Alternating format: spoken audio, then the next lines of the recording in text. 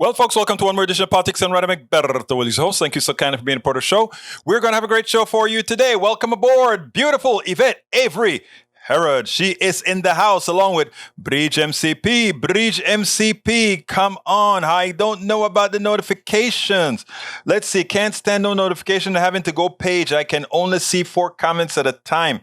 Read the rest of YouTube. Dang, I don't know what's going on. Maybe they froze us because we are political. Yes, I have my glasses on.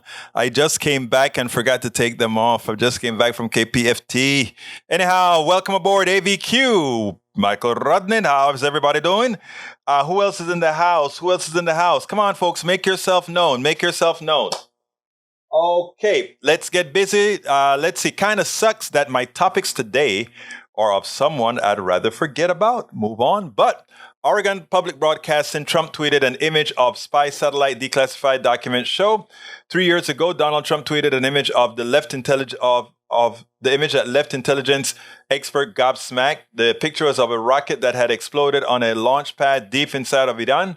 It was so crisp that some initially thought it may have been taken by a satellite, but aerospace expert quickly determined it was a photograph used one of America's most prized intelligence assets, a classified spacecraft called USA-24 that is widely believed to be a multi-billion-dollar KH-11 reconnaissance satellite. Now, 3 years after Trump's tweet, the National Geospatial Intelligence Agency has formally declassified the original image. The declassification, which came as a result of the Freedom of Information Act request by NPR, followed a grueling Pentagon-wide review to determine whether the briefing slide it came from could be shared with the public. It is declassified now, means it wasn't declassified when Trump shared it on Twitter, as this was considered a presidential screw-up. I'm not sure if there's a crime that can be charged here, but would be the first time Trump did give a damn about revealing intelligence. Don't forget, he had those guys from Moscow in the Oval Office, and they probably bugged it. Raw story, Weisselberg, Trump authorized tax fraud scheme at heart of his business criminal trial. New York Times K witness in Trump Organization trial takes stand. Alan Weissenberg, Trump Organization CFO, criminal indicted for fraud over a year ago, is still working for the Trump Organization despite the indictments. Usually when financial officers in charge with fraud, they're fired to protect the companies from further damage, but Trump is still paying Weisberg his $640,000 salary and $500,000 bonus to continue. Of course, he has to hide all the skeletons, right? Rolling Stone, Trump money man just linked him to a tax fraud scheme.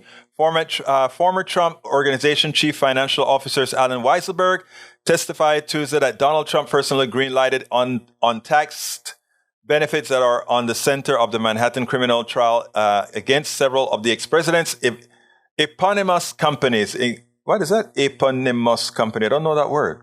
Including a gratis residence in New York. The rent was authorized by Trump. Weisselberg said less than 2 hours in his time on the stand in state Supreme Court. Prosecutors alleged that the Trump Organization participated in an illicit compensation scheme that illegally lined Weisselberg pockets to the tune of $1.7 million of untaxed income. Weisselberg. I tell you about these rich thugs that I spoke about earlier today on KPFT.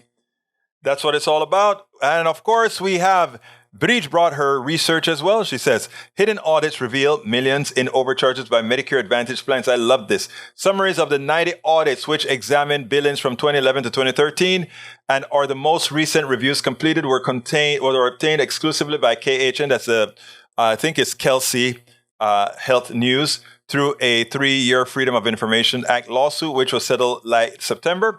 The government audits uncovered about $12 million in net overpayments for the care of 18,000 patients, though the actual losses to taxpayer are likely much higher. Medicare Advantage, a fast-growing alternative to original Medicare, is run primarily by major insurance companies. Taxpayers footed the bill for Medicare Advantage health plans that should have cost far less. Newly released federal shows some plans overbill government by more than $20,000 per patient per year. How stupid do people think we are? Sorry, British, I see better without them for close view. How stupid do they think we are? If a private company is going to take over something, it's because they want to make a big profit. It's not because they somehow are more efficient. They can be more efficient than the government. They cannot be. Not for just delivering a payment. Oh my God, this gives me a headache.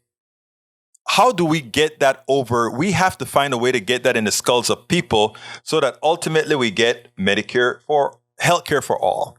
That's what we got to do. Bridge MCP says, can't stand no. Oh, I read that already. Let's see. E2247 is in the house. He says, hello, relatives. Today's visit will be greatest ever visit. I know. Deborah Moyers is in the house. She says, hola, PDR folks, meaning hi, PDR folks. Eric Hayes says, 30 ex-FBI agents stand up to support whistleblower who exposed agency's political bias. It's a joke. That's a joke. The FBI has always been known to be Republican-centric. I don't know where that comes from. It's just because they're going after the orange man that you guys would say that. All right, let's continue. Bridge MCP says, whoa, AVQ, can you send me a link? I cannot see comment in full here. Eric K says, the Orange Man show here we go, y'all. No, this is not the Orange Man show. The Orange Man is history. All right, Michael runs eponymous, given their name to do something. Trump's Brandon. Okay. Given their name to do something. Okay. Lee Grant says, is today's spotlight Trump? No. Say Bridge, how is Finn doing? Any word? Yeah, how is he doing? Let us know, Bridge. All right, Mike Cesek says, Bridge MCP, there are billions upon billions in the main Medicare programs. Government programs have this problem because they don't audit that often like private companies do. That's a joke. Private companies are just thugs, right? That's what you're saying. In other words, if you're saying we have to audit for them not to be thugs, might as well just government do the job, right? Massive overspending and fraud is common in federal programs. No, it's common in private sector programs. Those were the links shared with my comments. Thank you very much, ABQ, for passing those along. All right, we're going to start today. I think I'm going to play my long video first, and this has to do with progressives. Okay, let's go ahead. It's something that I did at KPFT. I cleaned it up and have it ready for you all. Here we go. There was a New York Times article that came out, it was like 2 or 3 days ago. And the title of the article was Extreme Candidates and Positions Came Back to Bite in the Midterms. And I initially agreed with the title of the article written by Jonathan Weisman and Katie Gluck. And then I kept on reading. So I want to read a piece of it for you. It says, a surprisingly nuanced verdict in the midterm elections has delivered at least one important conclusion about the state of national mood. In battleground states and swing districts across the country, voters voiced their support of moderation. Okay. That happened in Nevada's Senate race where Catherine Cortez Masto, an unassuming incumbent Democrat occupying one party's most endangered seats, overcame voters' economic fears and won re-election, highlighting her Republican opponent's embrace of Donald Trump, lies about the 2020 election, and his denigration of abortion rights. So far, so good, even though they try to say she was unassuming. What they mean by unassuming is she wasn't the AOC type that was a firebrand. I love AOC, and I think that's what we need. Anyway, continuing. It happened in Pennsylvania, where Josh Shapiro, facing the far-right Doug Mastriano, won the governor's office in the biggest landslide for a non-incumbent in the state since 1946. By the way, Mastriano did not try to be a super meek conservative or moderate. He was out there. Listen to how much he mimicked Obama in all of his speeches. So the article is starting to go a little bit haywire if you know some politics. Then it continues. It happened in Pennsylvania where Josh Shapiro, facing the far-right Doug Mastriano, won the governor's office, the biggest landslide. And it happened on Sunday when liberal Democrat in Oregon, who beat a veteran centrist House Democrat in the primary, Representative Kurt Schrader, lost the seat for her party to the GOP, a stinging blow to the Democrats' chances of holding their majority. What? That is what you call, and if you're not politically in la ola, as we would say, you wouldn't see the sleight of hand that the author used right there. Let me explain. The article would like to say, we want to keep everybody in the middle. We don't want any lefties winning. We don't want any super, super crazy right winning. That is what it's saying, right? The article continues, and it says, in contests up and down the ballot, Republicans betting on a red wave instead received a sweeping rebuke from Americans who, for all the qualm polls show they have about Democratic governance, made clear they believe that the GOP had become unacceptably extreme. On a smaller scale, a similar dynamic could be discerned on the left after Democratic primary voters chose more progressive nominees over the moderates in a handful of House races, including in Oregon, Texas, California. Those left-leaning candidates were defeated or are at risk of losing their seats that could have helped preserve a narrow Democratic majority. If you listen to the tone of this article, you can see what it is attempting to do. Shut down the left. Shut down the left. Make the left equal to the crazy right-wing MAGA crowd. Try to create these two extremes, but it's not the case. That is the biggest sleight of hand. And these type of subliminal messaging is placed out there so that when you go to the polls and you see somebody that somehow they say, I am progressive, somehow they say I'm left of center, that you automatically think extreme. And extreme doesn't win. All of this is preparation for the primaries that are coming up in 2024. That's what it's all about. What I try to explain to people is the media has been used. They continue to use the media to try to form your minds. I'm going to continue with the article, but I need to create a little narrative here. And they want to make sure in the primary that when you have a choice between that progressive person and that moderate financed very well, with the very financed perfectly well by the corporatocracy, that somehow you are going to say, they don't win elections. Let's go with the safer choice. Let's go with the moderate. And if you do that, folks, if you do that, the idea is we get the status quo, nothing changes. All right, let's give a classic example. Miss Bass out of California just became the mayor of LA, Los Angeles. And how did she do that? She became the mayor of Los Angeles by not raising near as much money as her compatriot, another Democrat, Republican turned Democrat, but really holding the spot.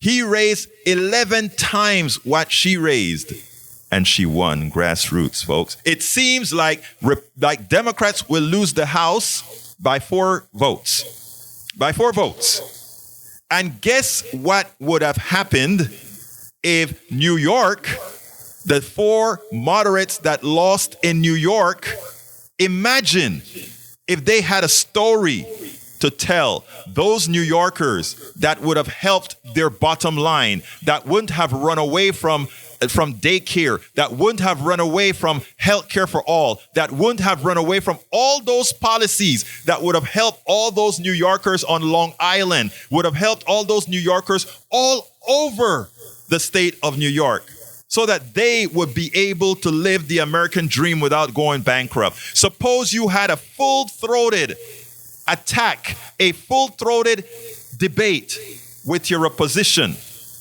that could tell them, hey, man, I want to make sure you have health care. Hey, man, I want to make sure you have family leave. If your kid gets real sick and you have to take care of them for 6 months, for 1 year, you can take care of them and know that you can still be employed. Suppose and by the way, those positions I just called out is the position that the New York Times, that the head of the Democratic Party and these guys would like to call extreme. What the things that AOC is asking for, Ilhan Omar is asking for, Rashida Tlaib is asking for, Ayanna Pressley is asking for, Mondaire Jones are asking for, is what they're calling extreme. So it is now extreme to say, I want to help my fellow man. It is now extreme to say, I want to give you health care that you can afford. It is extreme to say, I want your kids to have health care. And you know why it is extreme? Because somebody else, some rich fat cat, is now going to have to pay more in taxes on the money that he did not or she did not earn. Folks, it is so important for us to not let them. It's just like how we have allowed them to change what liberal means. Liberal is a bad word. I am taking it back. Progressive is a bad word. I am taking it back. No.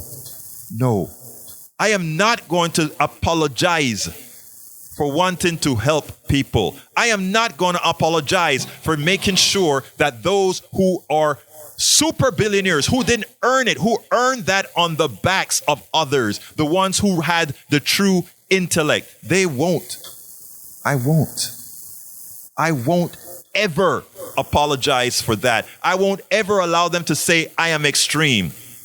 Ever allow. And you, all of you out there who want those policies, whether you are conservative or liberal or whatever the hell you want to call yourself, do not allow anybody to shame you for wanting to help others, because that is all we want.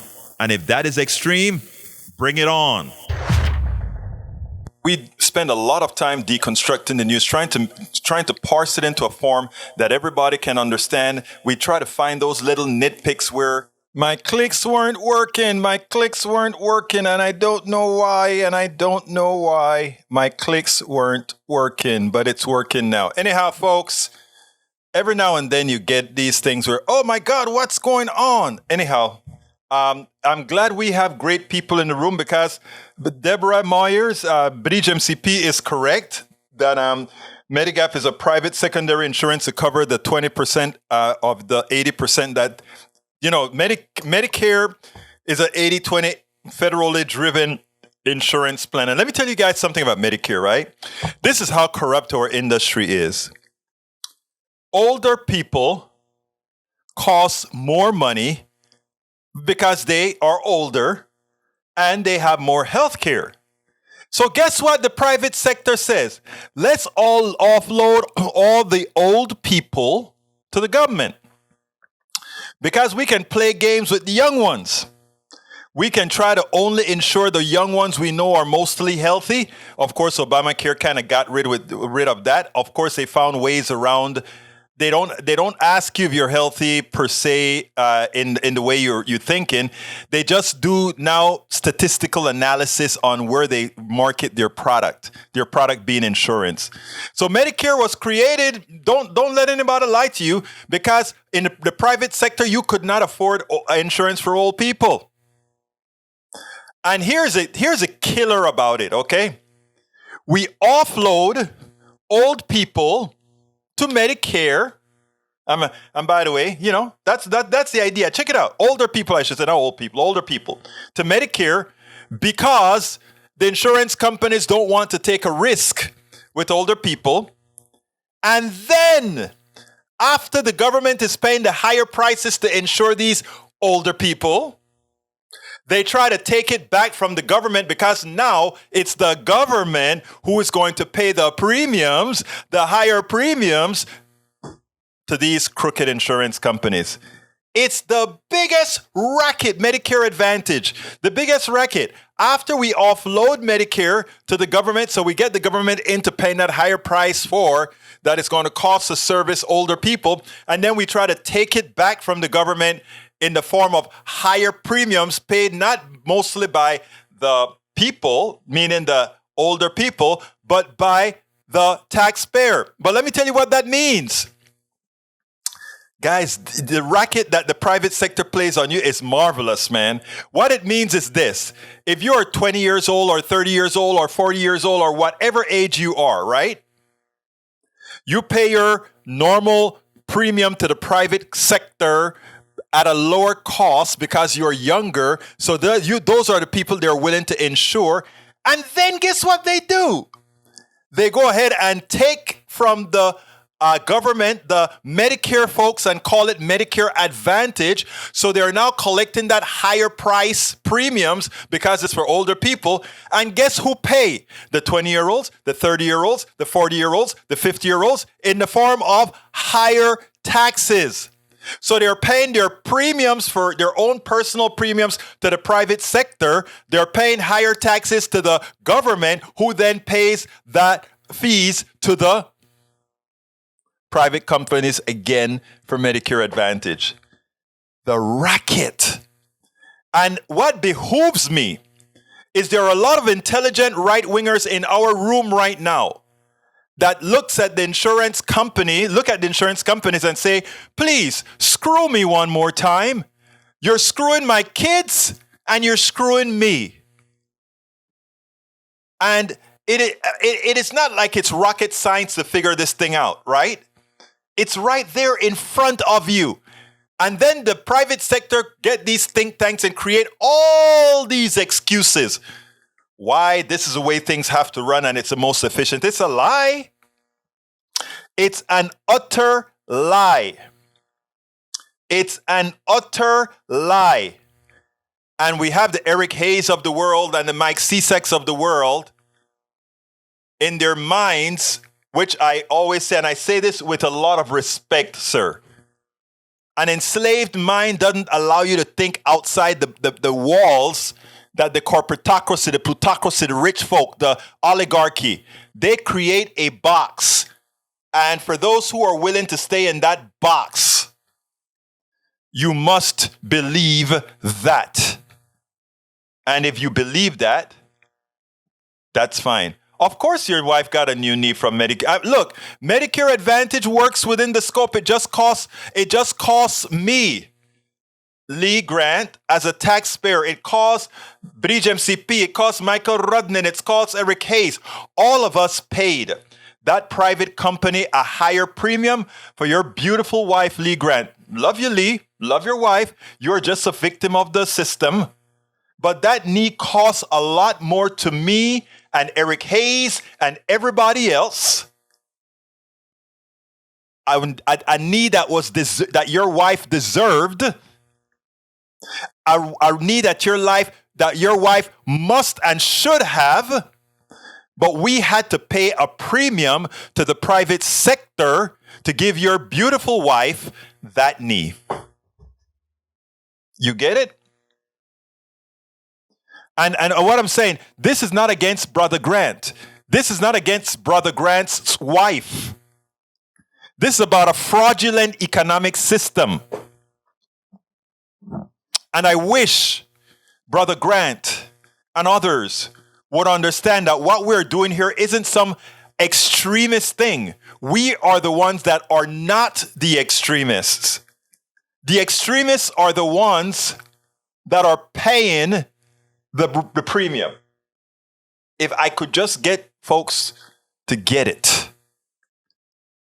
The extreme position to allow so-called trans, Lee Grant keeping that trend. The trans thing is a trope. But that's how they get you. They get you on things. Look, you're probably a fairly older person. And when you talk about trans and gays and all of that, because of your upbringing, you are that probably eso te da asco. I don't know how to say that in English. It gives you the creeps, asco, creeps. It gives you the creeps, right? Because the way we were schooled, the way we learned at home. I am from Panama. I grew up homophobic, sexist, okay? I grew up homophobic and sexist. I extricated that by educating myself. And the Republicans are, and all those against those, trans and all these folks, making them some sort of a issue. They are using the actual carnality that you feel when you hear trans, when you hear homosexual, because of your upbringing. They are dependent on that so that they can control you in every other aspect of your life.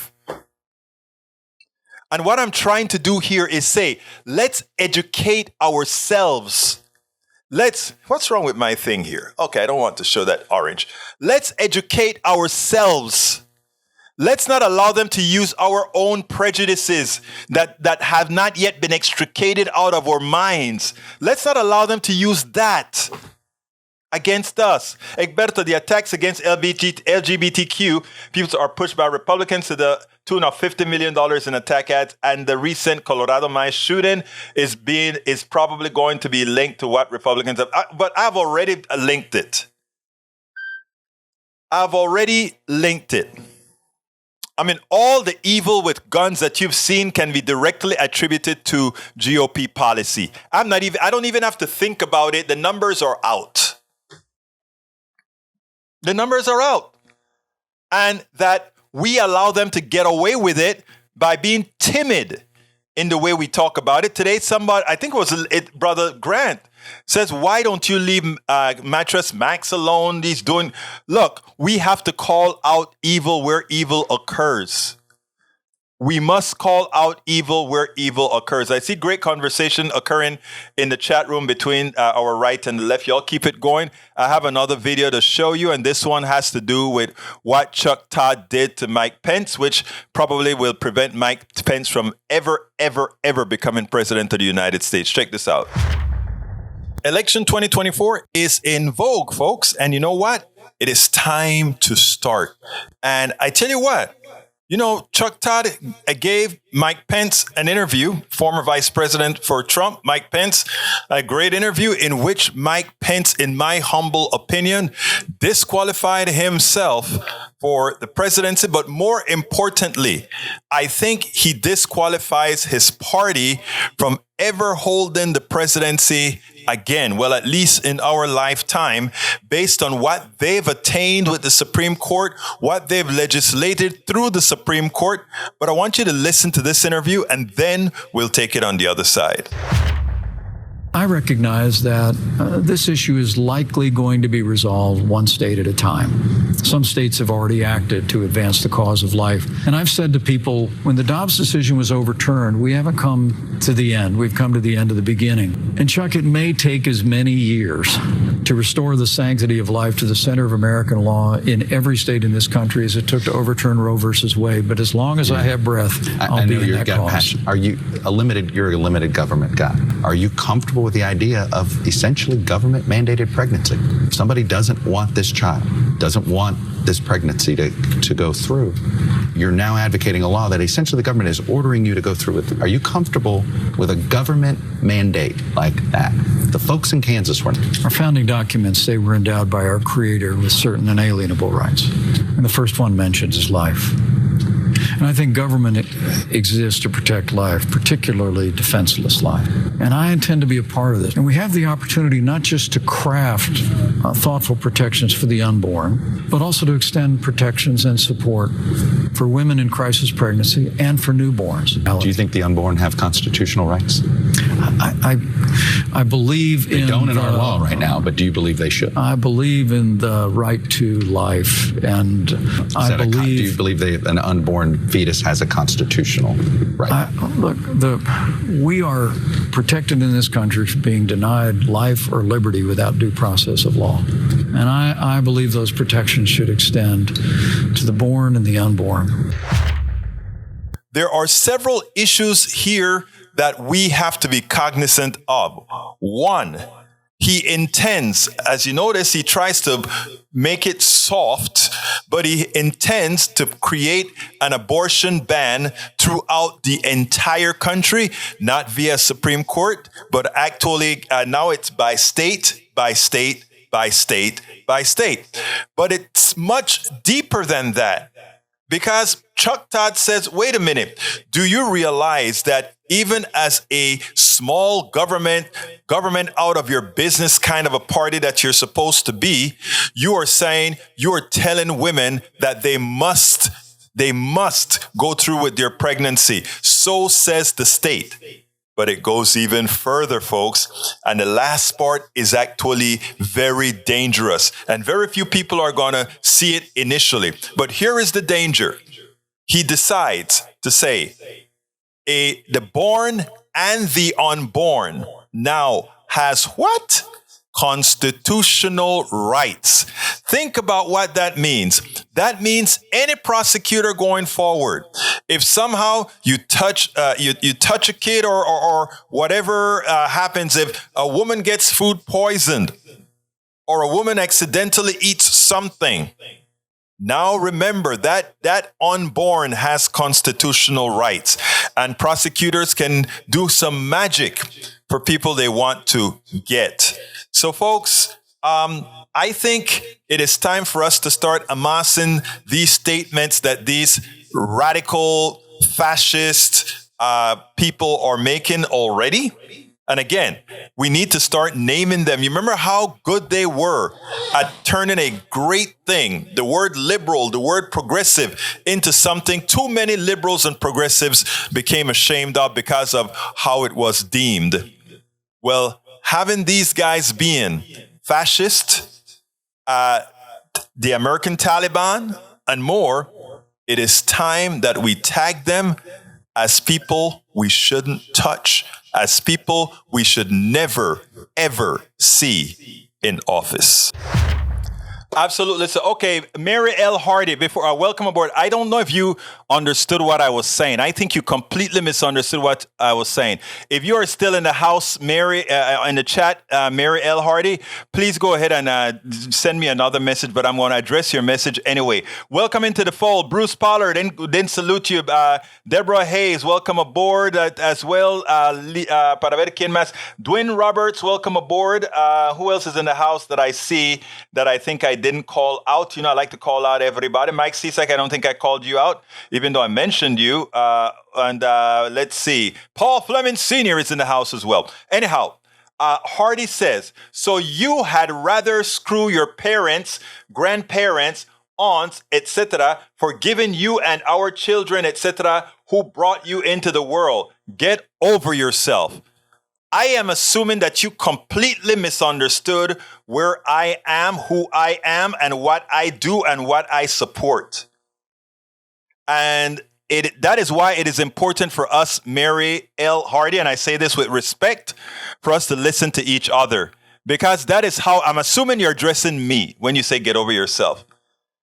My commentary was not that I have a problem with young people paying for older people's insurance, etc. That was not the whole context at all. In fact, I support healthcare for all, paid out of all our taxes, one single payer of the bill being the government, as we do for Medicare, standard Medicare. I want standard Medicare to apply to everybody. I want to get the private health insurance company out of giving healthcare business, except for those who want some sort of a premium healthcare. If they want to pay that big amount of money for that, that's fine.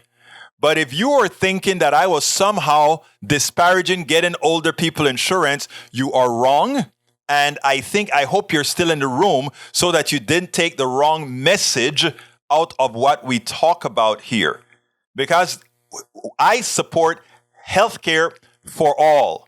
And when I say healthcare for all, I mean for all. And the notion that I was trying to tell you is that we all get screwed by having the private sector in healthcare. One, when the older people were relegated to whom? Were relegated to the government because the private sector couldn't make money on the older people at the premium rates they wanted to charge. So that goes out, so the government takes it and pays the higher premium. And then the private sector comes in and say, okay, we want you to hire us with Medicare Advantage to take care of Medicare for you. We'll just charge you a hell of a lot more for it.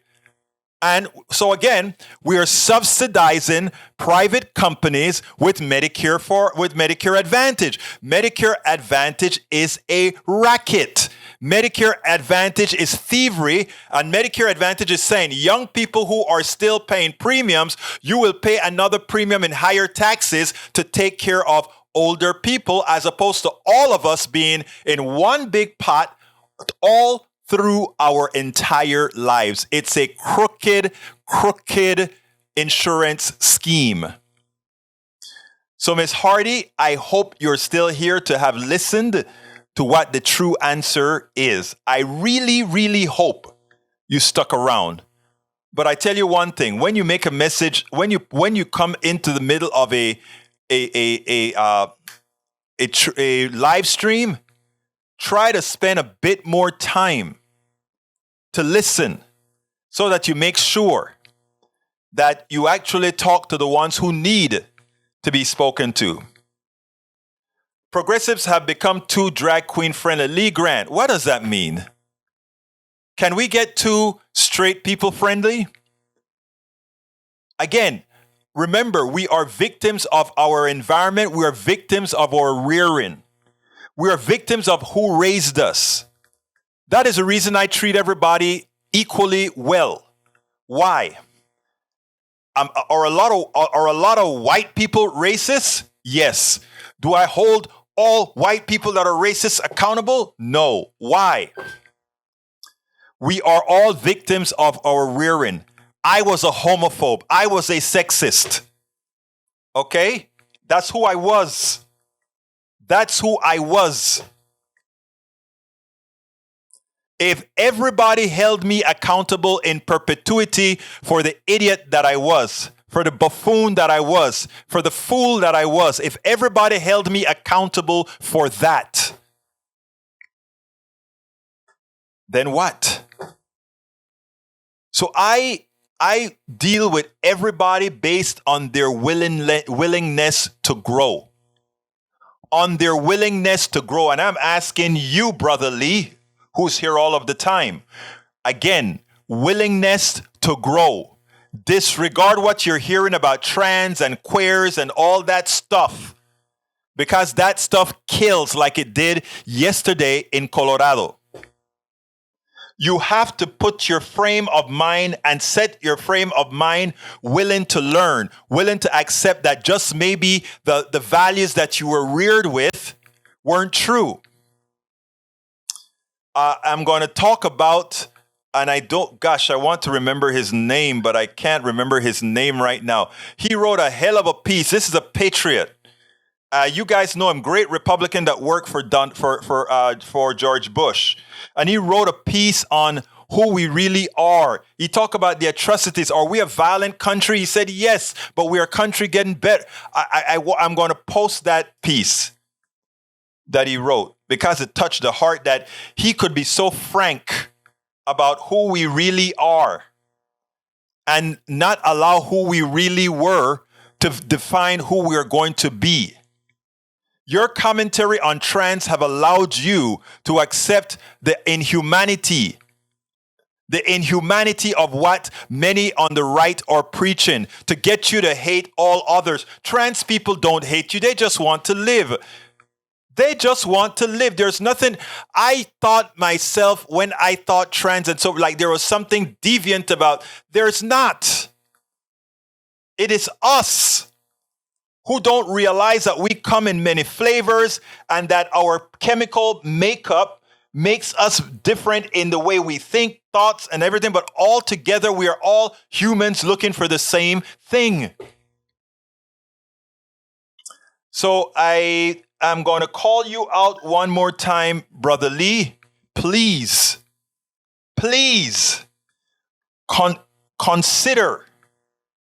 consider that your feelings about trans and queers and all of that is all wrong, as I had to do myself. And as I have extricated those horrendous, prejudicial thoughts out of my mind. Tom C., welcome aboard, brother. He says, Mike Pence says he's for life and for the police, but he won't hold Trump and others accountable for the loss of life and assault on Capitol Police on 1/6/21. So good. Deborah Moyers, we are all human beings trying to live. Prescient. Bridge MCP on Lee, shaking my head with this trans drag queen thing. Don't worry, Bridge. I will never give up on using my own experience as a former homophobe to try to encourage others to look within themselves to see how wrong they were and atone for it. Extricate it from your body and atone for it. because on those killings in Colorado that occurred yesterday, those killings in Orlando that occurred a few years ago, it's on the heads of those who have made your mind what it is.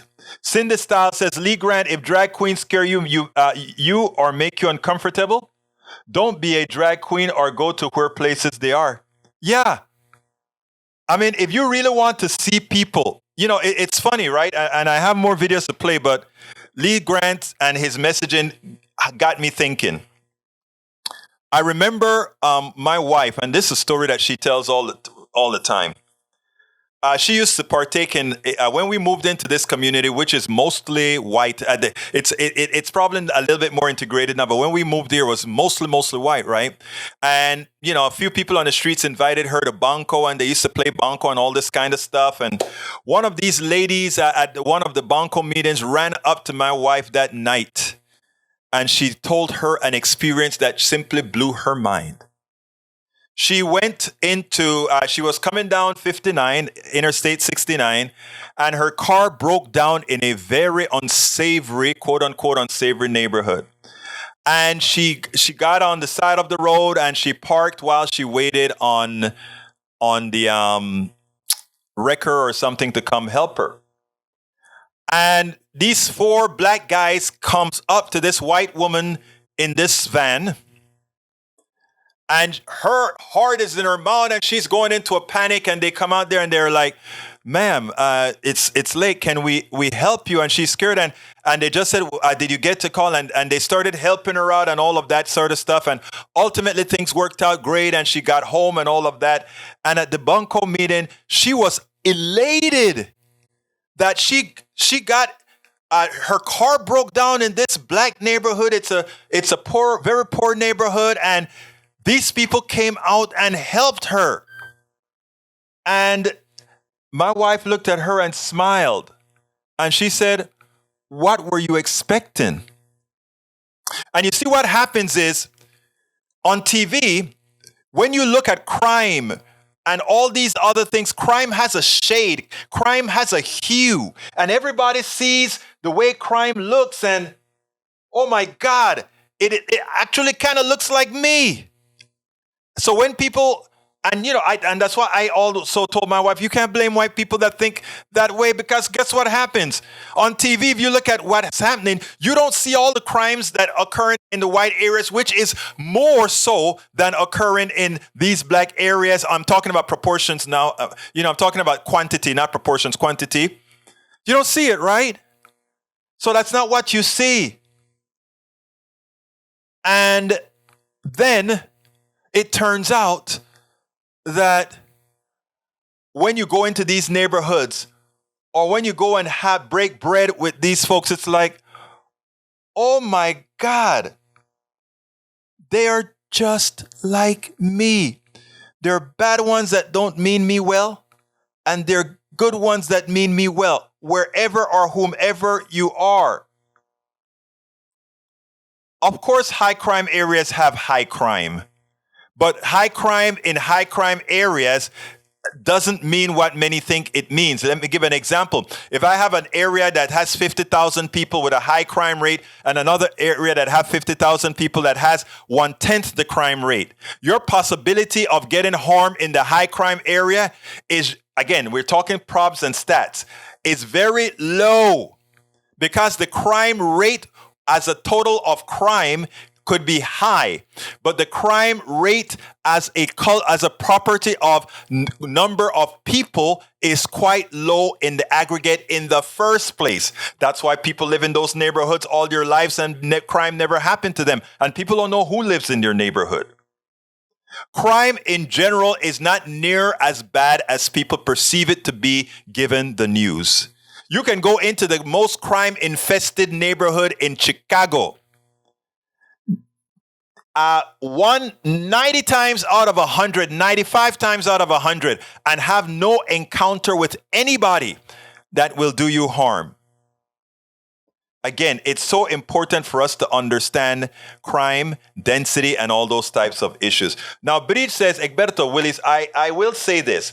I have no issue with trans people, but I can understand how some people think a trans person going into, say, a girl's bathroom feel. And the only reason is that some sick hetero man will try to go into the bathroom, but that is on straight white men who make up the pedophiles, not all, of course, not gay trans men. So to be clear, I am not saying white hetero men are pedophiles, and neither are gay trans men. I'm again understood. Again, and that's what I'm saying. You don't know if there's going to be a woman in a bathroom doing things to little girls. You have women that do things to little girls. You have men that do things to little boys. You have men that do things to little girls and women that do things to little boys. We have to separate crime from these issues. It's so important. So, brother, I'm picking on you today, Lee Grant. I know I'm picking on you today because of the trans thing that you said. But you know, I'm saying these things completely out of love, brother. I'm trying to get us to be better people. That's what I'm trying to do. Let's be better people. Let's not allow Republicans or to demean us, to take away our humanity. Let's not allow that. What time is it? 48. I still have time for another video. Let's go ahead and do the Philadelphia video. It's going right now. Kudos to Larry Krasner, Philadelphia District Attorney. He laid it on the line. The fact of the matter is this.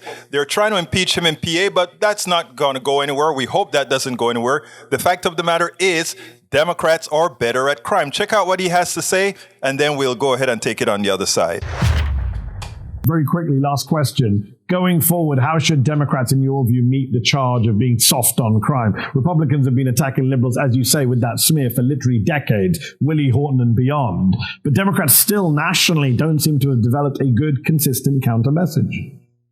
Well, they just don't know their facts. I mean, it is a fact that the red states have a 40% higher rate of homicides. Republicans are terrible at crime. They're absolutely terrible. They always have been. And Democrats need to answer it directly because we have all the answers.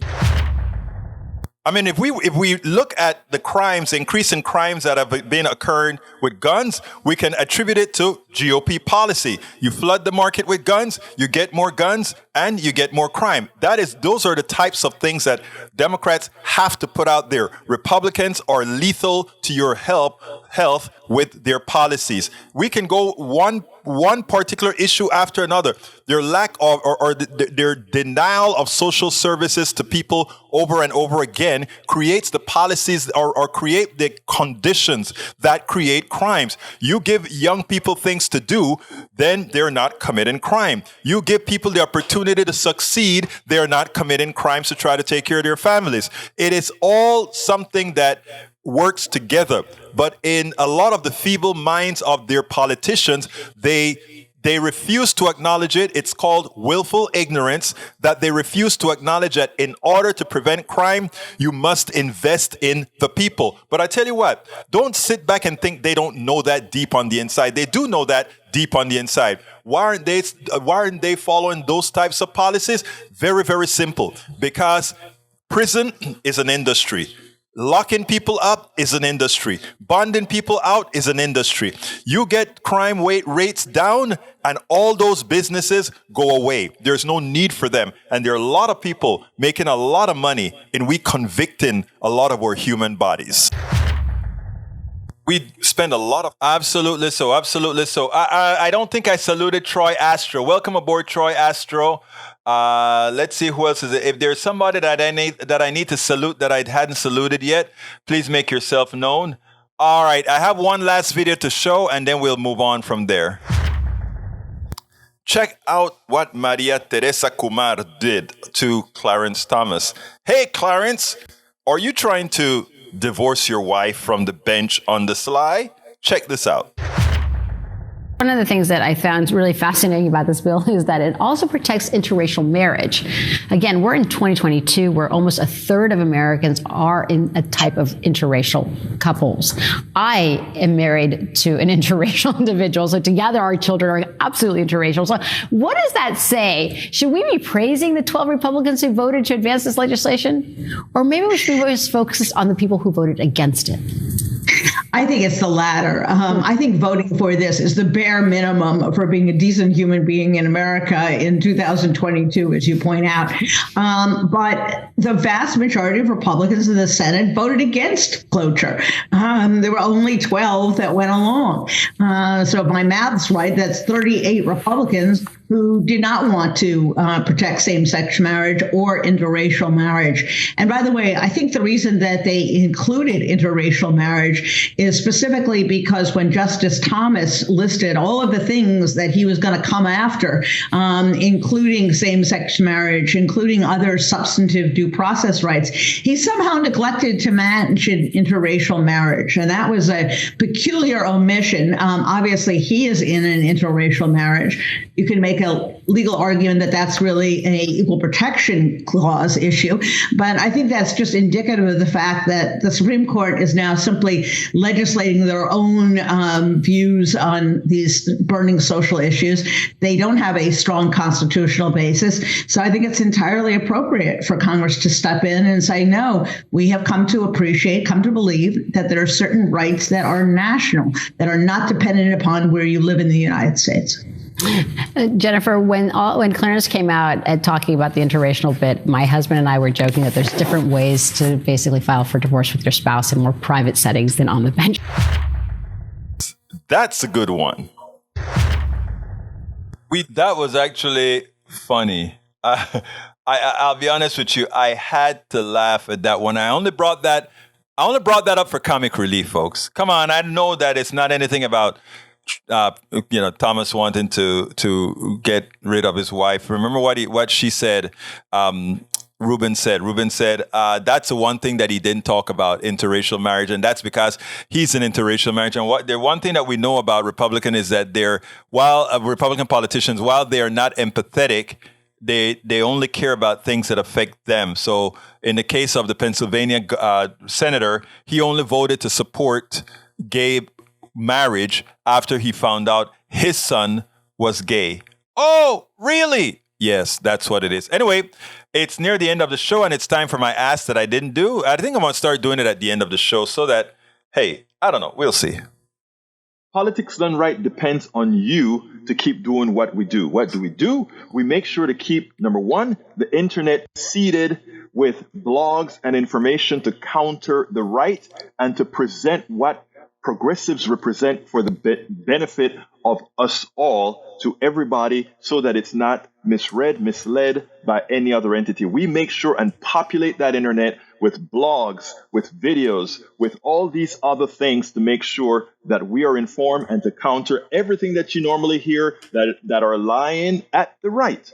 We also make sure to create articles in magazines, articles in newspapers, all around the country to ensure, again, that our message gets out there. Last but not least, we also write books. As you see it, Class Warfare, the only resort to right-wing doom, How to Make America Utopia, are two of the many books that I've written on these issues. So please support us in one of many ways. Numero uno, you can support us at PayPal, either one time or monthly. Go to politicsdoneright.com/PayPal. You can support us on Patreon. That is politicsdoneright.com/Patreon. Patreon is spelled Patreon. You can support us by becoming a part of our YouTube channel, going to politicsdoneright.com/YouTube, or you can support us in many other forms that you can find at politicsdoneright.com/support. Be sure to visit our store, politicsdoneright.com/store, and get our books at politicsdoneright.com/books. Bridge MCP, you wonderful person again. Thank you so kindly for your support. Bree just says, after she gave us a great super chat, she says, good show on radio, quite impressive, and social media. Love your brother and my posse, both sides. And that's what I want to see in our room here, that all of us argue among each other, discuss among each other, fight among each other. But one of the things, we're always back here as a posse. We are the Politics Done Right posse, folks. Thank you for that contribution, Bridge. Hey, guys, follow Bridge, and you can go ahead and give us a super chat, or just click that join button, become a part of us, or throw out that PayPal or whatever. And by the way, please subscribe to my newsletter. It's politicsdoneright.com/newsletter, or you can do it at Medium, politicsdoneright.com/medium. That is how we do it. That is how we do it. Anyhow, folks, thank you so kindly for all your support. Thank you so kindly for what you guys do. Earlier today on my show, I think I'm going to get some outtakes from that show for tomorrow. If you take a look at the show, we spoke about Lina Hidalgo and what Mattress Max did to her here. So what we want to do is we're going to go ahead and cut that out, cut some pieces out, and post it on the internet. But it's been a long day, and it's not over yet. I have to go into town one more time today. I'm giving a speech at the where am I giving a speech today? To the Democratic Club in, let's see where that is going to be today. I'm giving a speech today, in case anybody wants to show up there, at the Cypress Tomball Democratic Club. The Cypress Tomball Democratic Club. Hey, Lee Grant, if you're out there, why don't you, if you're in that area, why don't you drive out there, and we can meet, and you can sit down and watch some Democrats in action. All right? You hear me, Lee Grant? Are you there? Are you still in the house, Lee Grant? Are you still in the house? You could actually meet us out there at Cypress. If you're still in the house, drop me a line, and I'll give you the address to come and so you can hear the little speech that I'm going to be giving today at that club. The Cypress Tomball Democratic Club. I'll be out there giving a speech. And then on the 14th, I'm going to another club. I'll be speaking at that's not the Humble Area Democrats. That's one passed already. Oh, on the 14th of December. On the 14th of December, I'll be at the Sci-Fair Democrats to give a speech out there. So anyhow, let's go ahead and keep this thing going. I want to thank you guys for lending me your ears for a few minutes a day, or a few minutes or a couple hours a day. In the case of Lopez was with us at the noon hour, and back with us at this hour as well. Bridge MCP says, Egberto Willis, bring your glasses, babes. My dear sweetheart, I will bring my glasses. Lee Grant, I'm open to the idea, but not tonight, dear. Dang, Lee, come on. You can make an exception for your big brother here. No, I'm playing with you, Lee. I get it. This is late notice. But, maybe on the 14th we can meet in Sci-Fair. Anyway, folks, thank you so kindly for being a part of the program. As I try to tell everybody, both here and on air, this is your show. So therefore, you make what happens here. And thank you so kindly. My name is Egberto Willis. This is Politics Done Right. And you guys know how I end this baby. I am what? Out. We spend a lot of time deconstructing the news, trying to parse it into a form that everybody can understand. We try to find those little nitpicks where it flies above the fray, etc. If you really like these videos that we do, I want to ask a big favor. Please go ahead. Number 1, subscribe to our channel. And number 2, please join if you can. Thank you so kindly for watching. Keep watching. Please remember to share. We must populate the entire internet with our progressive message, a message that we know is what most Americans say that they want. So help us, please join.